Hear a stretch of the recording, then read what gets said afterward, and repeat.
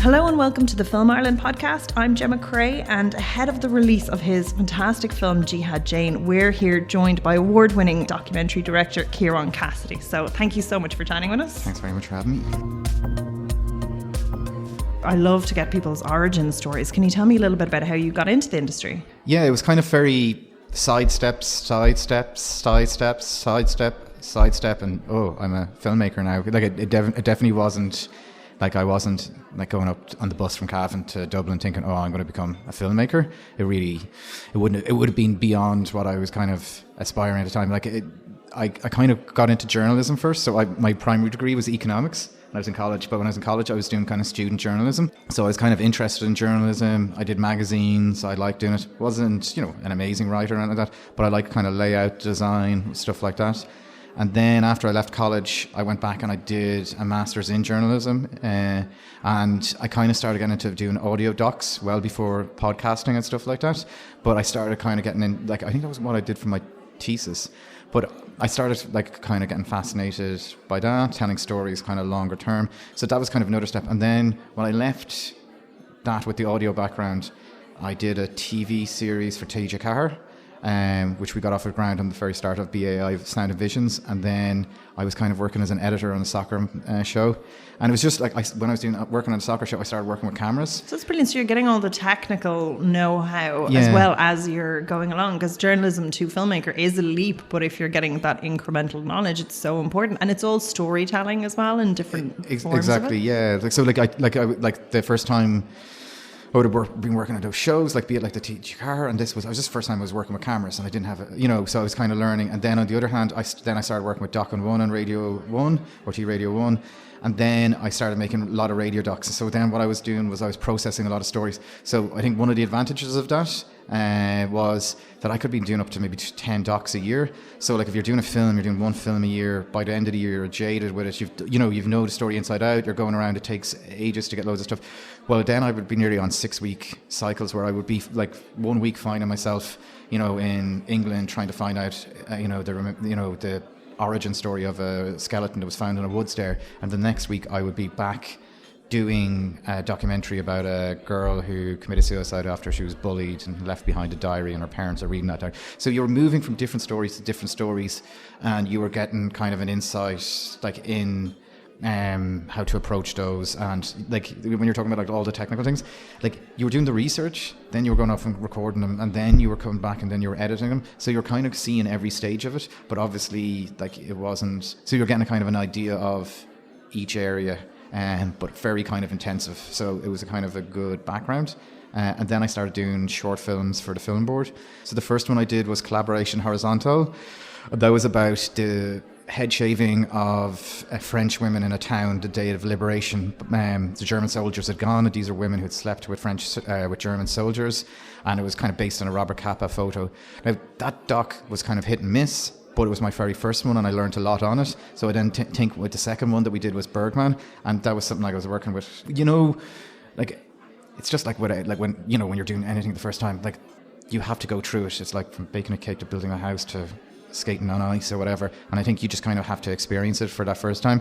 So even with a short, which is so much less complex to doing an actual feature, doing the short, the feeling I had at the end of that was a kind of I applied everything that had gone wrong in the first one, and it was nothing to do with the team. It was just what you had learned to the second one, and we were able to then be able to kind of put a stronger make a stronger, I think, film from it.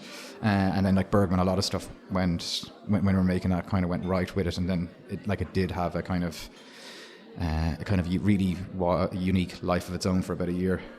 You're also working on developing a feature, a drama feature at the moment as well. So it's very different sort of backgrounds that you're doing. How do you, I know it's all storytelling, but how do you apply the skills that you've learned to that? Yeah, it's kind of I did the screenplay that I did was with Blinder, and it was called Eraser, and Kieran J. Walsh was directing it, and Katie Holly was the producer with Yvonne Donoghue. But the storytelling's kind of the same. It's kind of I think what I'm learning now is that you're approaching different stories and you see different strengths in them. So now it's like they say with the Racer, what I found really fascinating about that, or where I was reading a non-fiction book, and it was about the idea that these guys take EPO and it's so heavy on their blood, like it causes such. What's EPO? It's a kind of it's a drug that they take to make them go faster, but it's for I think like liver transplants or something like that. But like it's a very heavy drug for people to be taking. But all the cyclists were taking it because it caused miracle results. So all of their performances were going up. But these guys were treating themselves with this drug that they shouldn't have been taking. And one of the kind of consequences was that their blood became heavy. And they started getting heavy and heavier when they're resting, so when they're asleep at night. So it was great when you're cycling, but when you were resting and doing it, and it would get heavy and heavier. So they would have their hearts set up to monitors, and when their heart rate went under, like 25 beats, they would wake up and they would have to get out of their bed and cycle. Whoa. To like get their heart going again. And this was happening in hotels where cycle teams were like staying in the middle of the night, and it became these kind of like stories that were going around in that world. So. Like, it's just kind of like, it's the same thing about what excites you about a documentary or what excites me. It was just like an image. Like, it was an image of like people getting up in the middle of the night and then, like quite haunting, trying to revive their heart. And then why are they putting so much pressure on it? And then the question that I felt with this story and the angle that we were taking is, what if you weren't even very good at cycling? Because everybody's heard about Lance Armstrong and all that, but imagine doing all of that and you may be at the back of the peloton, and like, why are you continuing on with that? And there was a kind of a pathos, and there was a kind of a burning ambition behind it. So I think it's just like, it's the same with what kind of attracts you to a documentary, or what like attracts you. Like, there's different. Yeah, like an image might attract you, and then I think there's different strengths. So I think some stories that you may read, you can never make a documentary about, or you may never be able to really put out, but it may actually be better to put down on a screenplay and be able to apply what you've kind of learned into that. And I think like actually when I'm talking about the screenplay, like we did a lot of writing for the radio docs, because you would have been putting script and stuff like that. So it didn't feel like I felt like I was kind of putting myself in POVs of different people all the time anyway. And then like the other thing that I've started like learning now about is like sometimes you're kind of realizing that like a certain story might be very good for a podcast series, but it may not work for a film.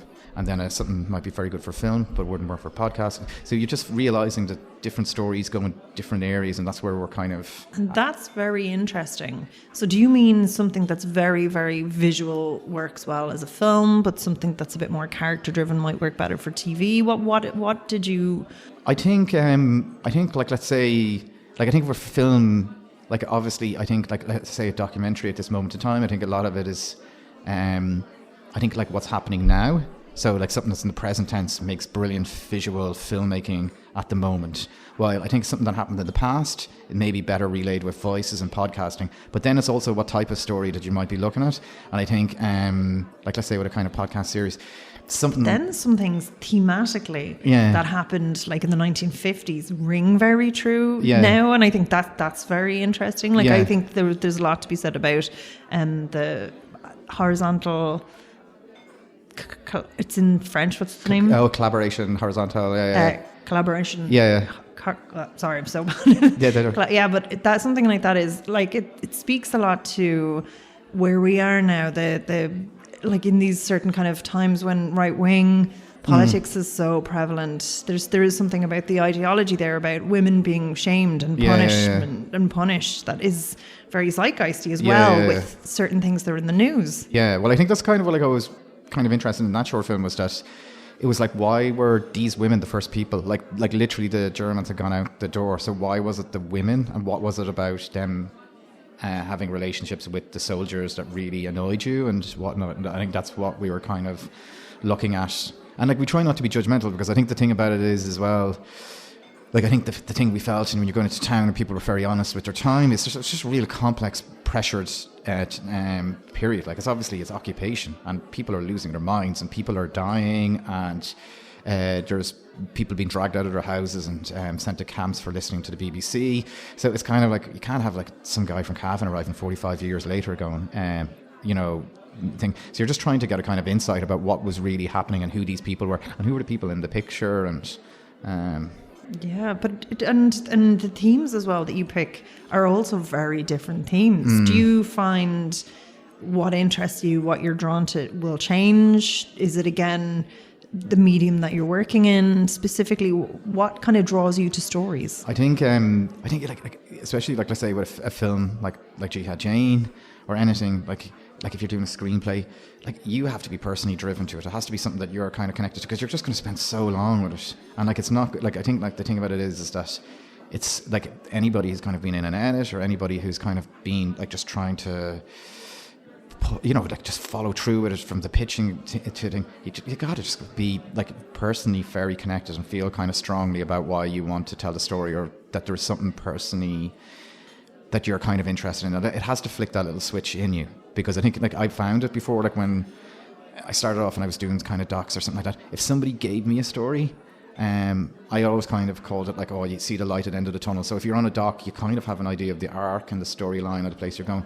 But if you don't have that, and then you're trying to tell a story, it's just, you'd struggle. And I think the thing about it is, like, it's very rare that you'll be given something that's not yours, and then you'll be able to kind of figure out where you want to go with it. Like, I think it's kind of, in these kind of projects, like especially when you're going to be investing so much of your own time, I think you just have to kind of have like a huge kind of interest, and whatever that is, like what kind of interests you about it.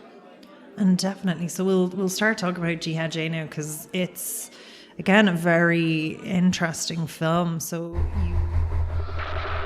these people came into my home through the computer and invaded my domain and stole my daughter from me. Coleen LaRose had come to the attention of the FBI because she was on social media talking about wanting to rectify what she perceived as wrongs against Muslims. Basically just seemed like a normal country girl. One day I walked in the kitchen and I heard Arabic playing. The remarkable thing to me was this was just all open. There was no attempt to hide. There was a lot of talk about killing this cartoonist. I was informed by the police that this is very, very, very dangerous. I'm committed to jihad. And she was gone. First of all, how did you hear about it? What was the bit of information that really drew you to that? Yeah, I think I definitely remember that. I think like the first I heard about it was the day of the arrests, and they were just so big. And I think there was like 6 or 7 people arrested down in Waterford, but it was the lead story in so many kind of like around the world, but so many American outlets, and then here as well. And after that, then it kind of went quiet. So I, like, at the time I was working in Doc and One, so I decided to do a podcast on it, and I just took like on and off a couple of years, because people kept on going into court and getting kicked out of court and all of that. But in the background, I started kind of just investigating more and more about what had actually happened, and just getting kind of like, I think from that, just getting an idea that not that everything wasn't that it seemed, because everything was what it seemed. It just seemed explosive, and it seemed strange, and it seemed sensational, and it seemed like abnormal, and like that is all that happened, like it was a very kind of unique case. But also I think you kind of got close to the idea that there was something, I think I was kind of getting closer and closer to the idea of what exactly happened in Waterford when the people came over, because you had like when the people got prosecuted, so Coleen and Jamie went to jail and Ali Sharaf Damash was facing his sentence, there was indictments posted, and all the indictments like kind of outlined what they were doing before they went to Waterford, and it was outlining like all the stuff that we all know, that we all knew, that they were planning to kill a Swedish cartoonist, that they were going to set up a terror camp, that they were all of these kind of things, and they were communicating about it, and like admissions that if we're terrorists and so be that, and all of this stuff. So it was all very incriminating. The only thing that was kind of mad about it, half the stuff was like it wasn't even on some hidden Telegram channel or something like that. It was wide open on a website, on pages. She was posting loads of stuff like on her own Twitter page and on her own Facebook page and whatnot. But it was really just about finding out what actually happened when they met up, and then the kind of deeper questions and implications of the case, which were like who the personalities were involved. Because like I think I wanted to know more about Coleen, and I wanted to know more about Jamie, and I wanted to know more about Mohammed Hassan Khalid. Like all these people who kind of got wrapped up together, who had never met each other, but like their names are always going to be forever linked to each other, and this kind of bizarre sequence of like events that kind of led to them all ended up in jail. And the maddest thing was just really quick. Like, I think they were online, you know, and within a couple of weeks they were all, you know, so it was very quick, the kind of radicalization online that occurred between all of them. So it was all of those kind of factors. And I suppose the other thing to kind of say about it when you're asking me, like, oh, what got me into it? Like, now, turning back, it's like 2020, but this case is 2010, so it's actually 10 years old. And the thing about this story was, at the time, it was like broadband speeds were beginning to increase all around the world. People were connecting, and I think this story wouldn't have happened in the 1950s, and it wouldn't have happened in the 1970s. It couldn't have happened because there's no way these people like would have been able to kind of communicate with each other. This was a kind of a very 2010 story. It was like they had a platform called YouTube where everybody was posting jihadi videos. You could go in and communicate and message each other on these on the site. So they were able to. So it was very. My point about why I'm bringing up the age. It was very fresh and new at that time. Like, it was like we didn't really know all the beneath the surface, all the stuff that was happening on the web that I think we're all very accustomed to now, like be it like white nationalism, like, you know, conspiracy theories abounding, you know, like the kind of troll culture. Like, I think like most people now, like, you know, can talk about the miracles of the internet, but I think everybody's kind of well aware of the deep, dark undercurrent that exists there. But I think like for 2010, for these people to kind of turn up in Waterford with this kind of madcap scheme, I think it was just a kind of first insight of like some of the kind of stuff that was kind of happening beneath the surface that was going to kind of bubble over the rest of the next following decade, you know. And what struck me as well about the characters that you followed, or the people that you followed, that they were vulnerable people, like that these two women were in search of something and they found this I don't know, like this path online. And I think you did a really good job of exploring that within them. Was there more that you found? Like, I know as a documentary maker it can be hard to get everything on the screen, but like there was just so much to lead up to why these were the women that were in that situation. They're disadvantaged areas, they both struggled a lot when they were younger, they had to deal with a lot, and then they were presented with this alternative worldview. And again, you kind of get, I think, even as an Irish person, in some abstract way, you know, it makes sense what they followed. Like, people are like, radicalization, if you look down on it, like, I mean, these are, you're following the ideology of people that are so oppressed, but it's just that next step, and then that next step, and then that's the next step that I think people faced with that, maybe that have healthier backgrounds, don't follow down. But what was it, do you feel like, in their backgrounds that made them targets for that? Yeah, like I think, like I chatted to Jesse Morton, and he's at the start of the film. We didn't include him, and there was guys who were online vigilantes, and they kind of were following Coleen, and we cut them from the film. We cut Jesse, but he ran the radical website Revolution Muslim at the time that Coleen, a lot of them were getting their videos from. And like, I think like the point that he made to me is that there's no straight answer about why somebody does this. Like, one of the richest men in the world became one of the world's biggest terrorists, and Osama bin Laden, and then you got people coming from a very poor background. But I think like the one thing when I was trying to examine the story and like look through the various factors that happened, I think let's say I would have interviewed Mohammed, I would have interviewed Coleen, I would have Jamie, and isolation was definitely one of them, and then spending huge times on the internet.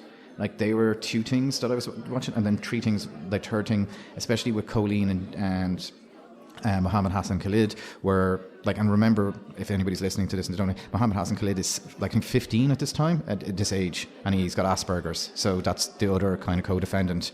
But like, he was saying that he spent 8 hours a day watching videos in his house, and when I talked to Coleen, like, you could sense that it was really the videos, and the videos that were being marketed at that time really had a reaction, and a kind of like these kind of propaganda videos. So I think there was a kind of a vulnerability, there was an isolation, there was a kind of internet. I think there was a personality thing. Like, I think Coleen, I think for her, she was very isolated. But when I asked her, when she was in prison, and it was kind of one of those moments where you thought, like, okay, I kind of half understand maybe what's going on here, was I asked her, like, she was given this mission, so somebody online had told her to kill Lars Vilks, and I was like, why were you doing it? Like, why did you say you'd do it? And she said, I was saying, I felt important. And then we asked her, like, when can you name another time in your life you felt important? And she couldn't.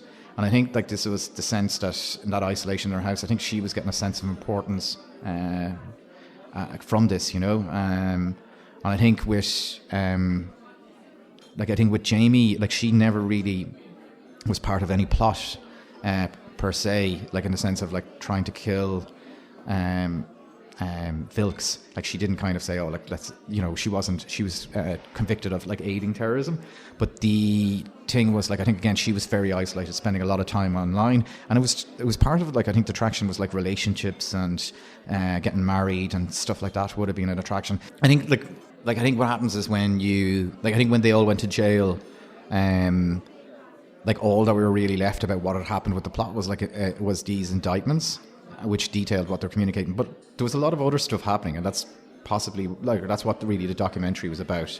It's not just exactly a detailing and exploration of crimes, but actually what was going on in people's heads and what their desires and what their wants at that time. So obviously Jamie just got married the day that she arrived in Waterford, and I think there was a kind of a plan for her to have another child and whatnot.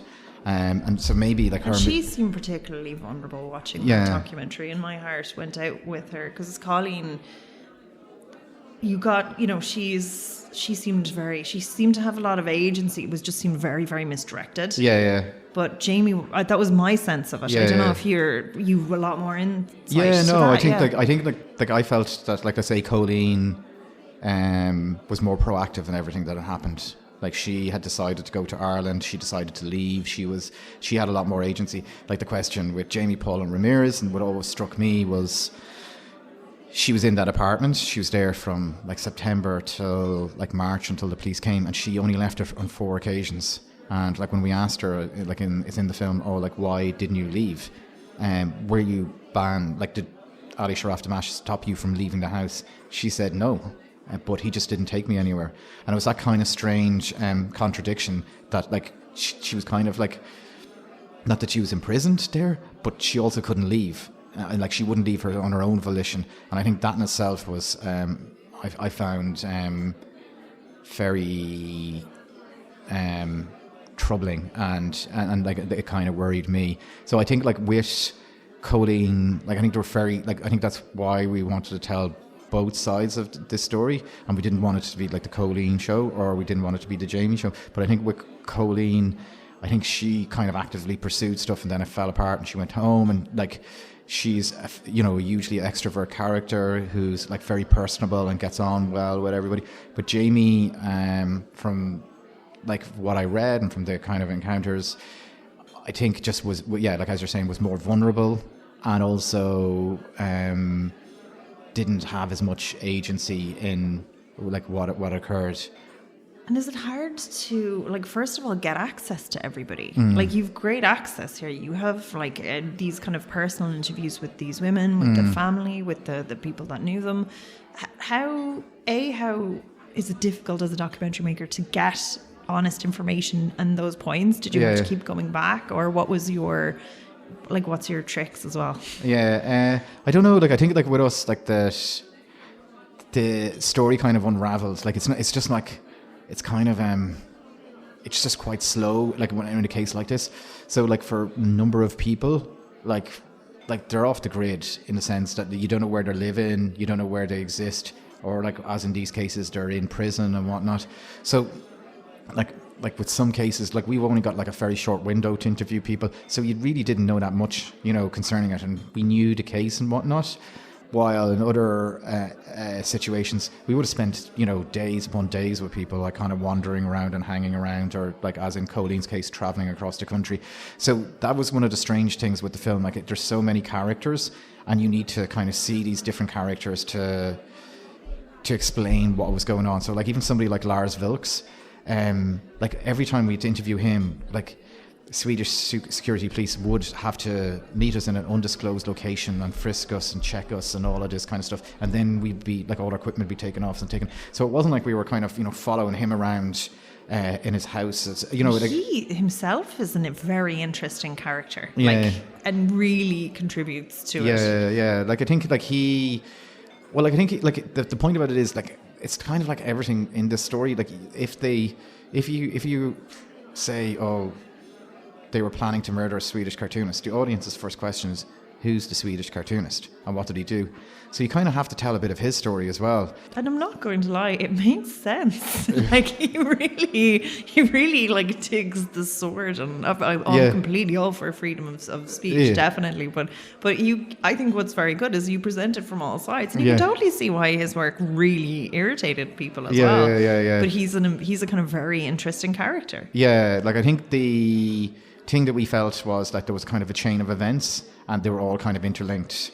And people like who ran, like, let's say Jesse, who ran Revolution Muslim, had talked about, like, the fact that, like, let's say somebody like a southern preacher would burn the Quran, you know, in some publicity, you know, like, you know, very kind of aggressive anti-Islam publicity attempt, and then they would just post on their website, and then people would go mad, and then somebody would, like, put out a fatwa on him, and then obviously then somebody, like, maybe at Fox News or something like that, then would put that up on their website. So it was just kind of tit for tat, and it was kind of self-perpetuating nonsense. And it was a circle of kind of extremism. And I think it was kind of like, I think there was a couple of points in this where, like, the story could have ended, but it kind of went on. And like Wilkes, when after he got, like, renewed publicity from Jihad, like, from Coleen gave him renewed publicity. So, like, the news of her arrest went everywhere. But then people were like, oh, who was she trying to kill? And then people are like, he did what? And then all of a sudden, it's a second, like, indignation and anger and outrage at what he did. And then he's obviously gotten more focus, more publicity. And then very soon after she's been arrested and all that, he goes and does another infamous video, and then this causes another search, and then you have, like, thing. So it was kind of feeding into all of these kind of different. So, like, basically, if the police had have arrested Coleen, now they can't do this or whatever, but if she'd have been brought in to the FBI headquarters and just said, "You look really misguided. This is stupid. Go home," and she would have walked out, she would have got no media coverage. She might have viewed it as a failure. Then there wouldn't have been any exposure, and people might have had the same interest in Wilkes. That same level of interest in Wilkes, he may not have done the, you know, so it's like, it kind of, like, all of this stuff kind of perpetuates and kind of feeds off each other.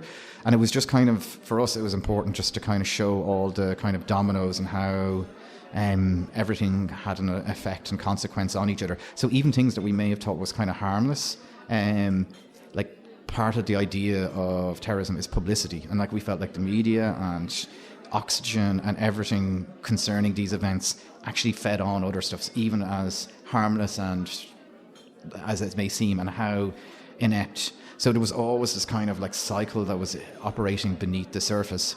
And I think, like, when you were asking there about the characters, and we brought up Wilkes, and like that was the thing, like, you have to give his kind of perspective, but then we have to give Jamie, and then we have to give the FBI, and you just have to like, for a story like this, you just have to kind of arrange everybody so you get an idea of how everything kind of rolls into each other. And one of the, like, as a documentary maker, having all those cards in play and deciding which ones to put up on screen, were there any instances that you would have, like, that, you know, given more access, given more time, you would have gone down? Were there any other avenues, or were there more things you would have liked to include it if you could have? I don't think so. You know, like, I think, like, the thing about it is that, like, I think it just, like, we were on it for a number of years. It was like just massive, like, road. Like, the point about it is with the story, like, Colleen's past for me was just. Oh, but they're almost like chapters. It's almost like these are different chapters that are coming through. But you could nearly just have done a documentary on her life growing up, on where she was. You could nearly have a whole feature film in her past, because it's so tragic, and her sister's dynamic. But I just thought that was very interesting, and I was curious there's so much in each of the elements. Yeah, there is. Like, I think there's, like, even when you're looking at, like, from our point, like, say, Dimash, he was captured in Spain after escaping extradition here. Nobody knows why he went to Spain. That is barely even mentioned in our film. It's like there's so much stuff that had to be kind of shoehorned in, and then there was so much kind of decisions we had to make about, like, what we wanted to kind of focus our attention on. But, like, I think, like, when you're mentioning Coleen's childhood, like, that was something that we really wanted to kind of put in there, because I think it's not, I don't think it, like, I think what it does is just it doesn't explain why somebody becomes a terrorist, but explains why Coleen's Coleen. And I think it just kind of gives an insight into her background, which I think like it was kind of extremely bleak and brutal, and was kind of subsequently, you know, like it's backed up by everybody within her family and social care workers and all of that. You really get a sense of, it makes sense why someone would want to protect people that they think are being put down. Yeah. Like it helps rationalize, and it helps us get on side with her early on, because again, it's not necessarily the most likable premise, but it's, I don't know, I just found when you kind of went into the background of these two women, you were just heartbroken for them in a lot of ways. I think for us in making the film, I think one of the things was like let's say the level of coverage and the way they were presented initially, and the way they were presented, especially Coleen, was that this was a kind of a new step in terrorism, that, you know, Islamic terrorists were targeting American women, converting them and going to get them to kill Americans. And it was like the new face in the war of terror, and there was not.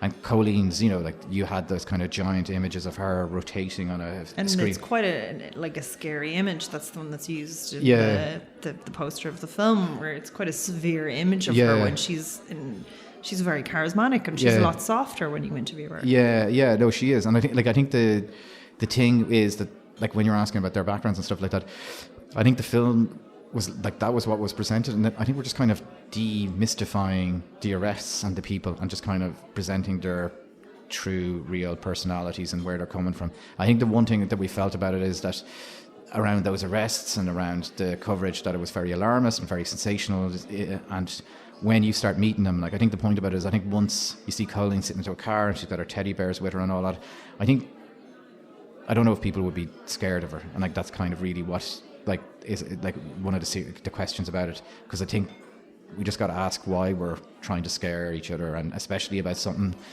that is so central. You know, like America currently has a Muslim ban, and it's banning people flying from certain countries. So like, if you're kind of scaring people about a threat that doesn't really exist from people concerning, like, these had no contact with religion, never went to a mosque, had never met anybody. Like, it's just, you just have to be so careful, because it's causing huge divisions, creating massive tension, and you're wondering, like, is it credible at times, you know? And I think it's just using a simple case to examine behind those headlines. And it's the two opposing sides posturing and kind of ramping things up. How has the film been received? So when it's been screened, what do you find the audience reactions are? I've only seen one screening so far. I think there's been a couple of, like, for us, I think what's really struck me at the moment is, I think some people, like, we've got some reviews in, and generally people have kind of got the idea that about the film, because I think like we were worried that it's so understated, and we're not trying to sensationalize, that people might have wondered what these guys were attempting to achieve with it. But I think we've been kind of surprised, happy, the fact that people kind of recognized that we were trying to tell the story about, like, let's say, the internet, and we're trying to tell the story about their background, and to talking about the vulnerability and radicalisation, and using this as a case point. So generally, I think people have understood about what we were trying to do with it. So I did also want to ask you a little bit about just the process of making the film, the funding process, just a little bit about that, where the funding came from, and then a little bit about gaining access to the women over in America. Was it difficult to get permits to travel over there, especially considering the topic? I think concerning the funding, Morgan Bush was the producer in Fastnet Films, and he was the producer on Bergman as well, and we had gone to RTE. We had like great funding, great support from Screen Ireland. Screen Ireland initially gave us the development loan to do the first shoot. Then we were able to take that back. RTE had kind of agreed alongside Screen Ireland, and I think we got BAI in Ireland. Because of Lars Vilk's angle, and because there's kind of an interest in Sweden, we were able to get then SVT, which is the TV channel there, and SFI, who are the kind of film institute. So I think Fastnet are great for co-productions. They have excellent co-production background, Exactly, And then I think we got money as well from the Dutch Film Fund. So there was this kind of like there was a number of people that came forward for it. So like it sounds like an awful lot, but I think when like it was a good budget, but also like from a filmmaking kind of point of view, like there was so much pressures on us because we had to go to Sweden to film twice. We had to go to America, like a number of different locations because they'd be like different locations of people, you know, from the FBI to. So there was kind of huge pressures, and then you're in Ireland as well. So it was just a very difficult case, and then even small stuff like you're meant to film Coleen's release, and then it gets put back by 2 months because she threw a book at somebody in prison, and then and stuff like that. So there was so I think that we did incredibly well out of the budget that was there, but we were very lucky to have everybody that we had on board because they were all very, very supportive. Because I thought about that, getting the crew over to the US, and then again not knowing how people would, when they're just hearing about the topic, they're like, why are you covering this? Yeah. And like obviously there is the kind of Waterford link and stuff. So I can't remember the chap's name, the chap that was living in Waterford. Ali Shraftamash. Yeah. Did you? I thought he was a very interesting character as well. Obviously, yeah, he was. Couldn't get access; he was locked up. But was there any more about just sort of personal interest? Yeah. Like what sort of is becoming of him now, and was there more about his background? Because as far as I know, the last I'd heard was I think he was brought over to America, and he was either going to face life or he pleaded guilty. So I think he pleaded guilty. So I think he's got 10 or 15 years, and he's in a Supermax in Colorado. Just out of curiosity. This is the thing I got when I watched it. So he is in Waterford. He's been working in Cork. Yeah. He's unemployed now, working in Waterford. This is where we meet him and his kind of characters come into it. Then he has 2 women stay with him from the US. Why was he extradited to the US? Yeah. What was the connection there with the crime committed? Yeah, with the plot to kill a Swedish cartoonist. Yeah, yeah. I think it's kind of it's a good question, but I think legally, I think they pick up people who might be doing stuff in different countries and whatnot and terrorism charges. So I think Dimash definitely falls under that, but it is kind of where is the jurisdiction? Because it wasn't even a crime against.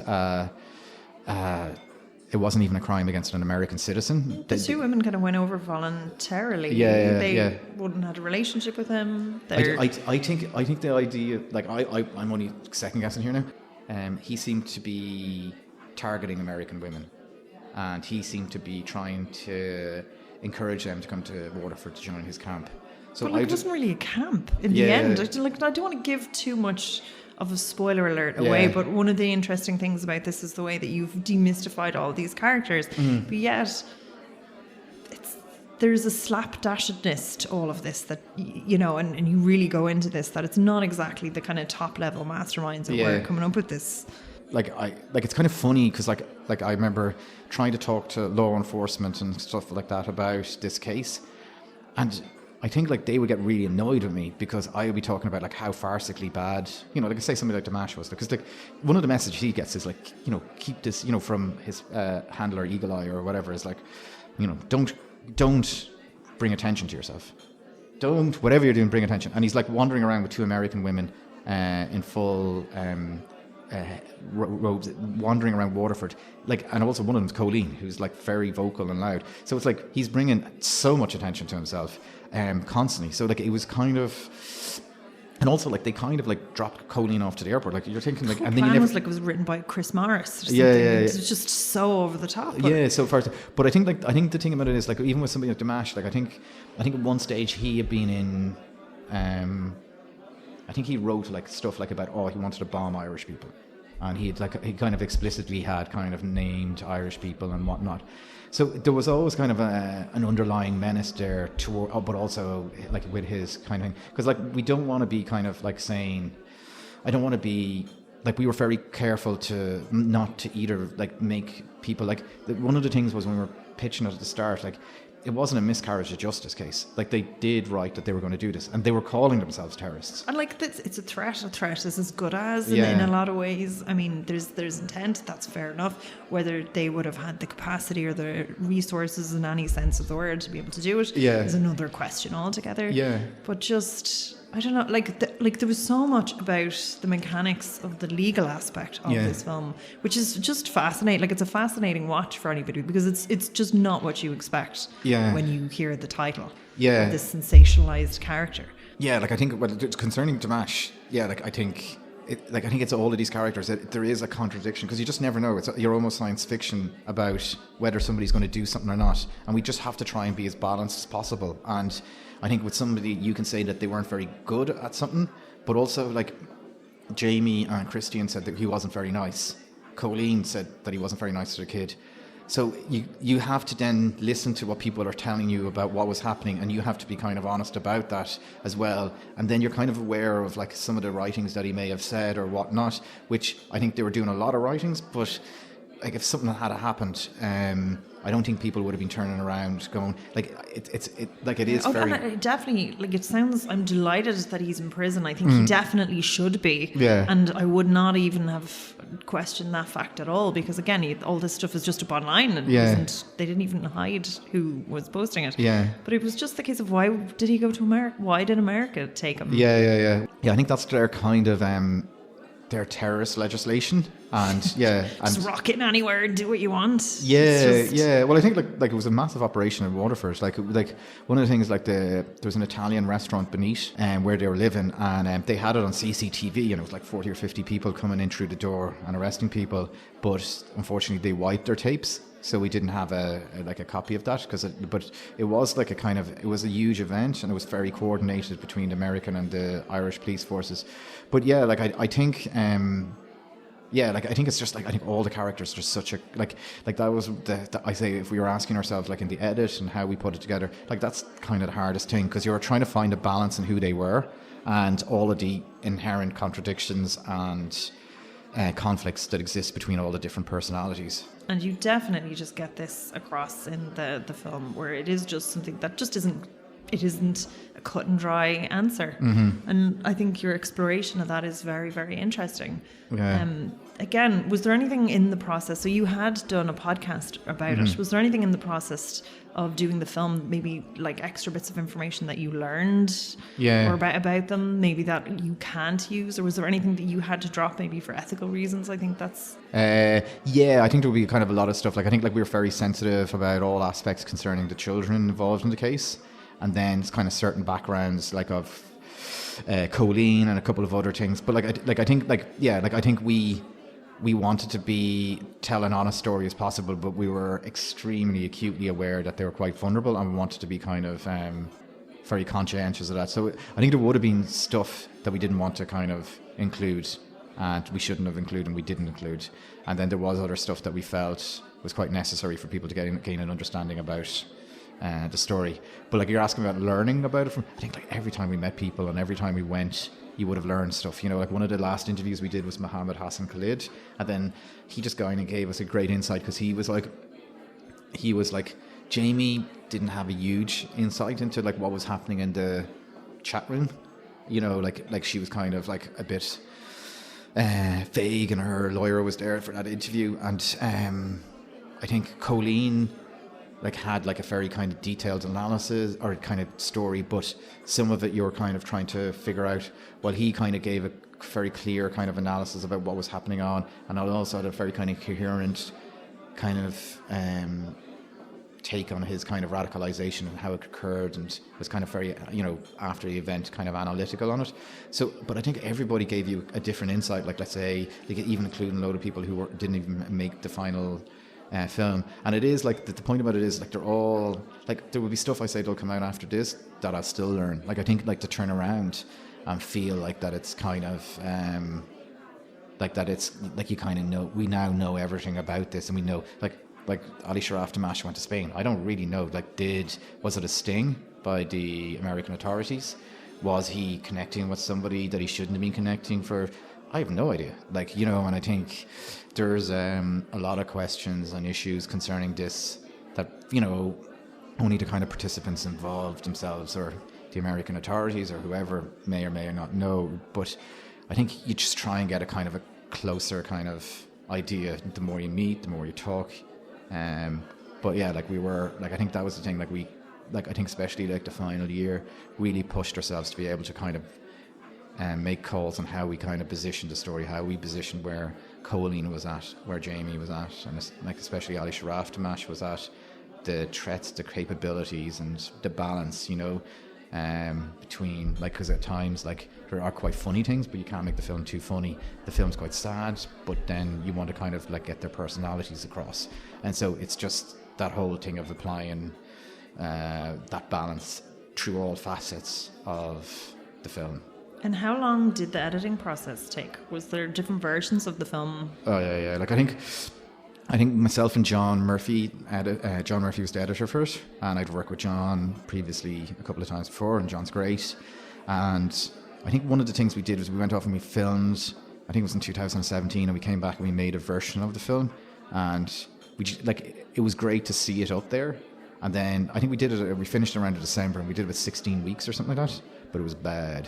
Like in the sense that like there was stuff missing in it and we weren't sure, and like there wasn't a lot of coverage for certain areas, and you know, but I think it was just such a complex story. Like when we were on the road, we weren't just going out and when to answer your previous question, we weren't going out on the road and going, oh, we know this story. Like we were rocking up the first time and we just meet her sister. And we couldn't, you know, like she's not the person that you were going to be like having a briefing conversation with for 2 or 3 days or whatever. And then you would be just arriving into the town where she lived and you might get an interview with somebody. But it was very much on our feet and quick and moving and all of that kind of stuff. So we came back with a lot of stuff and we edited it out. But from that edit, we had a kind of a very rough cut, and it was very, very rough. But we were able to then, I think I took maybe 2 months away from the project, 3 months. And then I just watched it again in March. And it was like, whoa. And you just have that kind of clean perspective where it's not wood from the trees. You've walked away, you've got your completely different perspective, and you come back and it was very clear and obvious then what we needed to do and what we had to, what parts of the story we kind of had to follow up on and all of that kind of stuff. Because the thing about it, a film like this, there's so much information. There's so much kind of everything coming in from so many different factors. So you have to kind of make calls on what you want to kind of highlight and whatnot. And then I think we shot again that summer, just a little bit, like I think it was maybe 2 weeks. But that was when Coleen got out of prison and stuff like that. And then I think I would have edited with John Murphy then for another 10 weeks, but that was very intensive. Like that would have been like, that was like, you know, how much we had left in the budget. And John was going off to do another project. It was like, okay, doing kind of late hours and, you know, wandering out of the edit at 10 o'clock at night and then just come back the next morning and just doing it. And like, it was kind of, we really started kind of getting it into shape. And then I think we had something in place by about the October, and then it was ready for post and all of that. But it was, it was kind of like I think me and John kind of talked about it, because it's a kind of story edit-wise that just doesn't have a central character, like, which would make it really more straightforward, or it doesn't have a similar event, and it's all of these different things. We kind of felt like, this is probably going to be the hardest thing we'll ever edit, because it's just so complex and such a pain, and it's so difficult, and it's trying to distill so much information into. So it was definitely it was brilliant to do it with somebody as like great as John, because I think the two of us worked very, very well. But it was a difficult edit to get your head around and to be able to kind of then put down on a timeline. But I think John did a fantastic job. Yeah, definitely. Like there's so much in there, and you do get a sense of this. But a fantastic film. So when does it hit cinemas? Friday, February the 14th, Valentine's Day. I think it is. How romantic! And are you doing any special Q&As? I think we're doing a preview screening on the Thursday at 6:15 in the IFI. Brilliant. Okay, so definitely it's well worth the watch. Even if you think you know everything about the case, there's so many fabulous, interesting insights, and it just turns your head on just that concept of these frightening, evil creatures that exist out there that we don't know about. Like everyone is a human, and they all have their errors, and I think that's something that's captured really well. So brilliant. Thank you so much for chatting with us. Thank you very much.